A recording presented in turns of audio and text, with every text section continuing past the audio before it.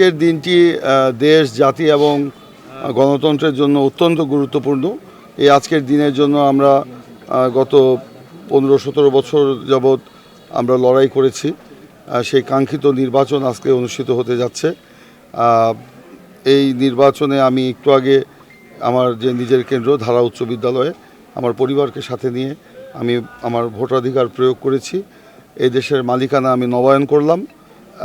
গণতন্ত্র, শান্তি, শৃঙ্খলা, উন্নয়ন এবং আমার এই গারো পাহাড়ের পাদদেশে চির অবহেলিত হালুয়াঘাট এবং ধোবাউড়ার চির কল্যাণের জন্য, উন্নতির জন্য আলোকিত জনপদ গড়ে তোলার প্রত্যয় নিয়ে আমি আমার ভোটাধিকার প্রয়োগ করে আমি আমার এই মালিকানা আজকে আমি নবায়ন করলাম।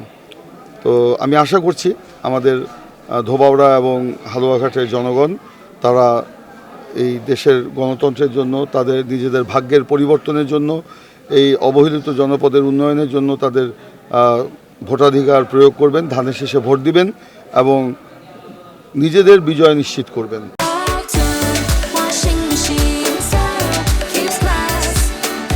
আমি প্রশাসনের প্রতি আহ্বান জানাবো যে শান্তি শৃঙ্খলা মতো যাতে আমাদের এই নির্বাচনটি সুষ্ঠুভাবে অনুষ্ঠিত হয়, জনগণ যেন ভোটের অধিকার প্রয়োগ করতে পারে, এখানে কোনো জাল ভোটে যেন কোনো ছড়াছড়ি না হয়, কালো টাকার প্রভাব যেন এখানে না থাকে এবং সকলেই যেন উৎসাহ উদ্দীপনার মধ্য দিয়ে আমি সকাল থেকে যেটা দেখছি সেটা যেন একদম ফলাফল ঘোষণা পর্যন্ত সেটা যেন অব্যাহত থাকে, প্রশাসনের পক্ষ থেকে সেই উদ্যোগটা যেন থাকে।